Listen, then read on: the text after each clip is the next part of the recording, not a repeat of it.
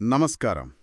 మన ముందు teacher eligibility test అంటే టెట్ కోసం తయారు చేసిన ఒక స్టడీ మెటీరియల్ ఉంది. అవును. ఇందులో ఒక చాప్టర్ విజ్ఞాన శాస్త్ర బోధనా పద్ధతులు.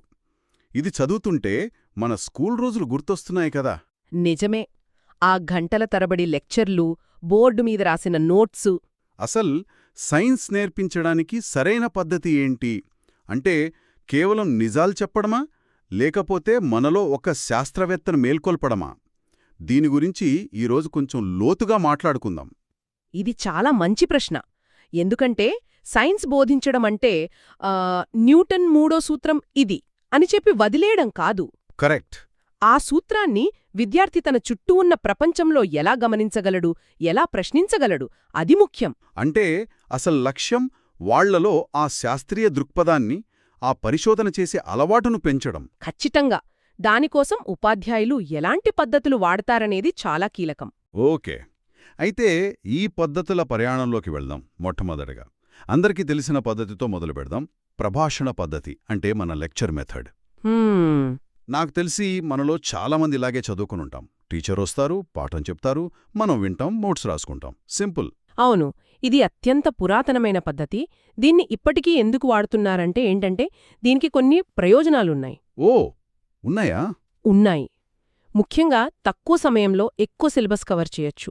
ఓ 100 మంది ఉన్న పెద్ద క్లాస్లో కూడా ఒకేసారి పాఠం చెప్పడానికి వీలవుతుంది. అందుకే ఇది ఇంకా కొనసాగుతోంది.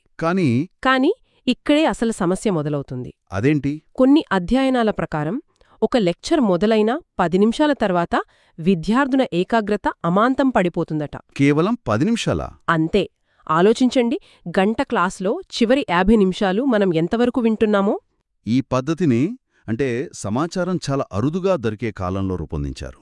అప్పుడు పుస్తకాలు, జ్ఞానం కొద్దిమంది దగ్గరే ఉండేవి. వాళ్లు చెప్తే మిగతా వాళ్లు వినాలి. కాని ఇప్పుడు మనం సమాచార సముద్రంలో ఉన్నాం. అద్భుతంగా చెప్పారు. అంటే ఒకప్పుడు teacher sage on the stage, వేదిక మీద ఉన్న జ్ఞాని. అవును. కాని ఇప్పుడు గైడ్ ఆన్ ద సైడ్, అంటే పక్కనుండి దారి చూపించే మార్గదర్శిగా మారాలి. ఈ లెక్చర్ పద్ధతిలో విద్యార్థి పాత్ర కేవలం వినడం మాత్రమే కదా. వాళ్ళు చాలా నిష్క్రియాత్మకంగా ఉంటారు. ఖచ్చితంగా. ఇది వన్ వే ట్రాఫిక్ లాంటిది. జ్ఞానం ఉపాధ్యాయుడి మెదడు నుండి విద్యార్థి మెదడుకు బదిలీ అవుతుంది. అంతే. కాని అది నిజమైన అభ్యాసం కాదు. విద్యార్థికి సందేహం అడిగే అవకాశం తక్కువ. వాడికి అర్థమైందా లేదా అని టీచర్ తెలుసుకోవడం కష్టం. ఇది నైపుణ్యాలను కాదు, కేవలం సమాచారాన్ని మాత్రమే ఇస్తుంది. ఓకే, కేవలం మాట్లాడటం సరిపోదని అర్థమైంది. మరి దీనికి తరువాత సహజమైన మార్పేంటి? చెప్పడమే కాదు, చేసి చూపించడం కదా. సరిగ్గా అదే. అదేనా ప్రదర్శనా పద్ధతి అంటే డెమాన్స్ట్రేషన్ మెథడ్? సూత్రాన్ని వివరిస్తారు. ఉదాహరణకు యాసిడ్, బేస్ ఎలా స్పందిస్తాయో చూపించడానికి ఆ లిట్మస్ పేపర్ టెస్ట్ చేసి చూపించడం లాంటిది. వినడంతో పాటు చూడడం కూడా తోడవుతుంది కాబట్టి విషయం బాగా అర్థమవుతుంది. అవును. కళ్లతో చూసింది మెదడులో బలంగా ముద్రపడుతుంది. ఇది ఖచ్చితంగా లెక్చర్ కన్నా చాలా బెటర్. కాని ఇక్కడ కూడా యాక్షన్ అంతా టీచర్ వైపే జరుగుతోంది కదా. విద్యార్థి ఇంకా ప్రేక్షకుడి స్థానంలోనే ఉన్నాడు. మనొక వంటల ప్రోగ్రాం చూసినట్టు వాళ్లు చేస్తారు, మనం చూస్తాం. కాని మనకు వంట వచ్చినట్టు కాదు కదా. Perfect analogy. ఇక్కడే ఒక సూక్ష్మమైన లోపముంది. ఈ పద్ధతి అనుభవం ద్వారా నేర్చుకోవడం లేదా లర్నింగ్ బై డూయింగ్ అనే సూత్రానికి ఇంకా పూర్తిగా చేరుకోలేదు. విద్యార్థులు ఓ అలా జరుగుతుందా అని ఆశ్చర్యపోతారు. కాని అది ఎందుకో అలా జరుగుతోంది అని స్వయంగా చేసి నిర్ధారించుకునే అనుభవం వాళ్లకు రాదు. అంటే ఒక ప్రయోగం ఫెయిల్ అయితే వచ్చే అనుభవం. అనుభవం దాని నుండి నేర్చుకునే పాఠం వాళ్లు మిస్ అవుతారు. ఇప్పుడు నాకు అర్థమవుతోంది. ఇక్కడొక ప్రాథమికమైన మార్పొస్తోంది. ఫోకస్ నెమ్మదిగా టీచర్ పనితీరు నుండి విద్యార్థి అనుభవం వైపు మారుతోంది. ఇదేనా ఈ తరువాతి పద్ధతుల వెనుకున్న పెద్ద ఆలోచన? ఎగ్జాక్ట్లీ. ఇక్కడ్నుండే విద్యార్థి కేంద్రీకృత పద్ధతులు మొదలవుతాయి. అందులో ముఖ్యమైనది సమస్య పరిష్కార పద్ధతి అంటే ప్రాబ్లమ్ సాల్వింగ్ మెథడ్. ఇక్కడ టీచర్ సమాధానం చెప్పరు, ఒక సమస్యను మాత్రమే ఇస్తారు. ఉదాహరణకు, మన స్కూల్ గార్డెన్లో కుళాయి దగ్గరున్న మొక్కలు బాగా పెరుగుతున్నాయి, కాని దూరంగా ఉన్న మొక్కలు పెరగట్లేదు, ఎందుకు అనే సమస్యను విద్యార్థుల ముందుంచుతారు. ఆసక్తికరంగా ఉంది. కాని ఒక క్లాస్లో 30 మంది పిల్లలు 30 రకాల ఆలోచనలతో గందరగోళం సృష్టించరా? హ్మ్. ఒక టీచర్ ఆ పరిస్థితిని ఎలా అదుపు చేయగలరు? అది సమయం వృధా అవ్వదా? ఇది చాలా సహజమైన సందేహం. కాని ఇక్కడ ఉపాధ్యాయుని పాత్ర చాలా కీలకం. ఎలా? వాళ్ళని స్వేచ్ఛగా ఆలోచించనిస్తూనే వాళ్ళకావలసిన సూచనలు, వనరులు అందిస్తూ దారిలో పెట్టాలి. ఈ పద్ధతి యొక్క లక్ష్యం కేవలం సరియైన సమాధానం కనుక్కోవడం కాదు, ఆ ప్రాసెస్ నేర్చుకోవడం. ఆ ప్రక్రియను నేర్చుకోవడం. ఒక సమస్యను ఎలా విశ్లేషించాలి, డేటాను ఎలా సేకరించాలి అంటే మట్టిని పరీక్షించడం, నీటి లభ్యతను చూడటం, ఒక పరికల్పనను ఎలా రూపొందించాలి, దాన్ని ఎలా పరీక్షించాలి. వావ్! ఈ నైపుణ్యాలన్నీ అలవడతాయి. ఇది వాళ్ళని ఆలోచనాపరులుగా మారుస్తోంది. అంటే వాళ్ళ జీవితంలో ఎదురయ్యే నిజమైన సమస్యలను కూడా పరిష్కరించుకునే నమ్మకాన్నిస్తోంది. బావుంది. కానీ ఇప్పటికి విద్యార్థి కేవలం ఆలోచిస్తున్నాడు, డేటా సేకరిస్తున్నాడు. అసలు తన చేతులతో సైన్స్ చేసేదెప్పుడు? హాహా, ఆ టెస్ట్ ట్యూబ్ని విద్యార్థి చేతిలో పెట్టే పద్ధతి ఏది? ఆ పద్ధతే ప్రయోగశాల పద్ధతి లేదా ల్యాబొరేటరీ మెథడ్. Lab method. ఇక్కడ విద్యార్థులు కేవలం ప్రేక్షకులు కాదు, వాళ్లే శాస్త్రవేత్తలు. టీచరిచ్చిన గైడ్లైన్స్ ప్రకారం స్వయంగా ప్రయోగాలు చేస్తారు, ఫలితాలను నోట్ చేసుకుంటారు, వాటిని విశ్లేషించి ఒక నిర్ధారణకు వస్తారు. సైన్స్ అంటే పుస్తకాల్లో చదివేది కాదు, చేసి చూసేది అనే అసలైన అనుభూతి ఇక్కడే కలుగుతుంది. అవును. నాకు గుర్తుంది, మా స్కూల్లో ల్యాబ్ పీరియడ్ అంటే ఒక పుస్తకంలో ఉన్న సూచనలను గుడ్డిగా ఫాలో అవడమే, ఒక రెసిపీ ఫాలో అయినట్టు. మేమేమి కొత్తగా కనుగొన్నట్టు అనిపించేది కాదు. మీరు చాలా ముఖ్యమైన పాయింట్ లేవనెత్తారు. అందుకే ప్రయోగశాల పద్ధతి విజయవంతమవ్వాలంటే కేవలం పరికరాలు ఉంటే సరిపోదు. మరి దాన్ని సరిగ్గా అమలుపరిచే శిక్షణ పొందిన ఉపాధ్యాయులు కావాలి. అవును, ఈ పద్ధతికి ఖర్చెక్కువ. ల్యాబ్ నిర్వహణ, కెమికల్స్, పరికరాలు కొనడం అన్ని స్కూల్స్ భరించలేకపోవచ్చు. నిజమే. కాని నా దృష్టిలో అసలైన సవాలు ఖర్చుకన్నా ఉపాధ్యాయులకు సరైన శిక్షణ ఇవ్వడం. ప్రపంచంలోనే అత్యుత్తమ ల్యాబుండి కూడా టీచర్ దాన్ని కేవలం డెమాన్స్ట్రేషన్ కోసం వాడితే ఆ పద్ధతి యొక్క అసలు ఉద్దేశం దెబ్బతింటుంది. సరిగ్గా. నిజమే. వనరులతో పాటు దాన్ని వాడే విధానం కూడా ముఖ్యం. సరే, ఇప్పుడు విద్యార్థి చేతులతో ప్రయోగాలు చేస్తున్నాడు. ఇక దీనికి మించి ఏముంటుంది? మనం అన్వేషణ, ఆవిష్కరణ పద్ధతుల వైపు వెళ్తున్నామా? అవును. ఇప్పటివరకు మనం ఒక నిర్దిష్టమైన ఫ్రేమ్వర్క్లో పనిచేశాం. కాని అసలైన సైన్స్ అంటే తెలియనిదాన్ని కనుక్కోవడం. రైట్. ఇక్కడ పరిశీలనా పద్ధతి, అబ్జర్వేషన్ మెథడ్ వస్తుంది. ఇది చాలా సింపుల్గా అనిపించచ్చు, కానీ చాలా శక్తివంతమైనది. విద్యార్థులను తమ చుట్టూ ఉన్న ప్రపంచాన్ని నిశితంగా గమనించమని ప్రోత్సహించడం.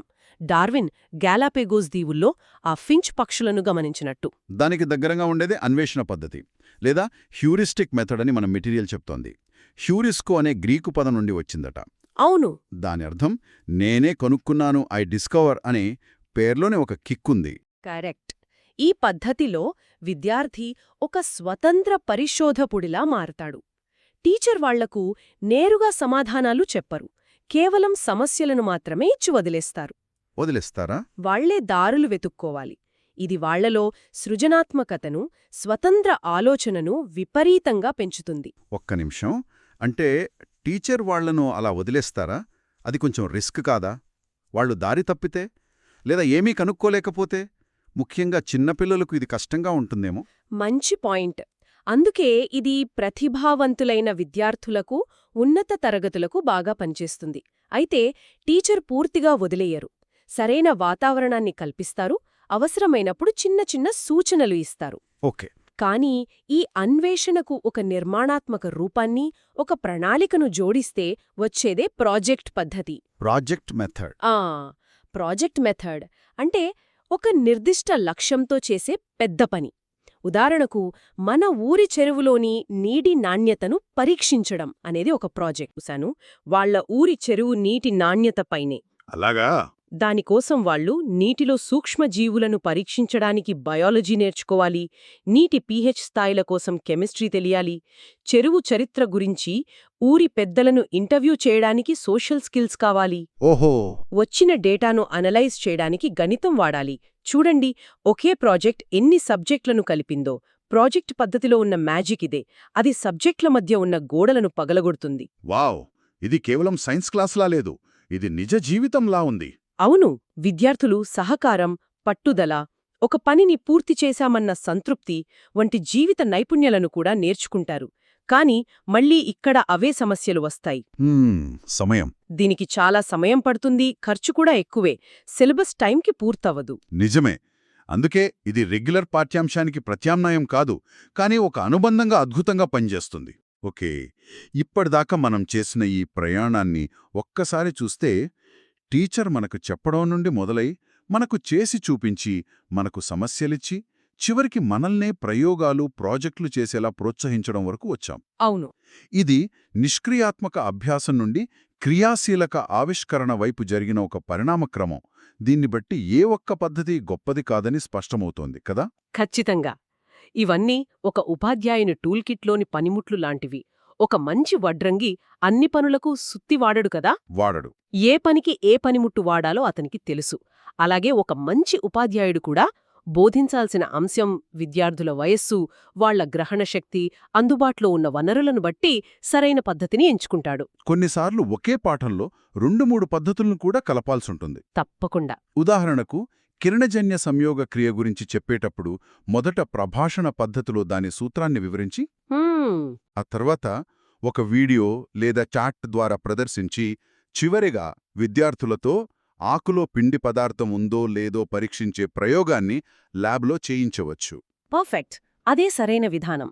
ఆధునిక విద్యా వ్యవస్థ మొత్తం విద్యార్థి కేంద్రీకృత పద్ధతులకే ప్రాధాన్యత ఇస్తోంది. ఎందుకంటే అవి కేవలం జ్ఞానాన్ని కాదు, నైపుణ్యాలను, ఆలోచన విధానాన్ని నేర్పిస్తాయి. మనం విశ్లేషిస్తున్న టెట్ పరీక్ష మెటీరియల్ కూడా ఇదే విషయాన్ని నొక్కి చెబుతోంది. పరీక్షల్లో కూడా ల్యాబొరేటరీ, ప్రాజెక్ట్, సమస్య పరిష్కార పద్ధతులపై ప్రశ్నలు ఎక్కువగా వస్తాయని వాళ్లు స్పష్టం చేస్తున్నారు. So what does this all mean అంటే విజయవంతమైన బోధనంటే ఈ పద్ధతులన్నింటినీ అవసరానికి తగినట్లుగా ఒక కాక్టెయిల్లా కలిపి అందించడమే. అవును. ఉపాధ్యాయుని పాత్ర కేవలం సమాచారాన్ని ఇచ్చే వ్యక్తి నుండి విద్యార్థుల అభ్యాస ప్రక్రియను సులభతరం చేసే ఫెసిలిటేటర్గా మారుతోంది. అవును. సరైన పద్ధతిని సరైన సమయంలో ఎంచుకోవడమే వారి ముందున్న అసలైన నైపుణ్యం. ఈ చర్చ మొత్తం సైన్స్ను ఎలా బోధించాలి అనే దానిపై సాగింది. కాని నాలో ఒక కొత్త ప్రశ్న మెదులుతోంది. ఏంటది? ఈ విషయాలన్నీ కేవలం ఉపాధ్యాయుల కోసమేనా, లేక నేర్చుకునే మనలాంటి వాళ్లందరికీ వర్తిస్తాయా? ఇది చాలా ముఖ్యమైన ప్రశ్న. ఈ బోధనా పద్ధతుల గురించి తెలుసుకోవడం ద్వారా ఒక అభ్యాసకుడుగా మనం ఎలా ఉత్తమంగా నేర్చుకోగలం అని మనల్ని మనం ప్రశ్నించుకోవచ్చు. ఓకే. మన అభ్యాస అనుభవాన్ని మనం మార్చుకోవడానికి ఇదొక అవకాశమిస్తుంది. అంటే ఎలా? మనం ఏదైనా కొత్త విషయం నేర్చుకోవాలనుకున్నప్పుడు ఆలోచించండి. మనం సాధారణంగా ఏం చేస్తాం? ఒక పుస్తకం చదువుతాం, లేదా కొన్ని యూట్యూబ్ వీడియోలు చూస్తాం. అవును. అంటే మనం ఇప్పటికీ లెక్చర్ మెథడ్లోనే ఉండిపోతున్నాం, కేవలం సమాచారాన్ని తీసుకుంటున్నాం. నిజమే కదా. దాన్ని దాటి మనం నేర్చుకోవాలనుకుంటున్న విషయాన్ని ఒక ప్రాజెక్టుగా ఎందుకు మార్చుకోకూడదు? ఒక ప్రాజెక్టుగా? ఉదాహరణకు మీకు వంట గురించి నేర్చుకోవాలనుందా? వంటల పుస్తకాలు చదవొద్దు. ఒకే ఒక్క టమాటా పచ్చడిని పర్ఫెక్ట్గా చేయడం అనే ప్రాజెక్టు తీసుకోండి. బాగుంది. స్టాక్ మార్కెట్ గురించి తెలుసుకోవాలా? ఆర్టికల్స్ చదవడం ఆపి ఒక చిన్న మొత్తంతో ఒకే ఒక్క షేర్ కొని దాని ప్రయాణాన్ని గమనించండి. మనం కేవలం సమాచారాన్ని వినియోగించుకునేవాళ్లలా కాకుండా సమాచారంతో ఏదైనా చేసే సృష్టికర్తలుగా మారాలి. అవును. అప్పుడు అసలైన అభ్యాసం మొదలవుతుంది. ఈ ఆలోచనతో ఈ రోజు విశ్లేషణను ముగిద్దాం.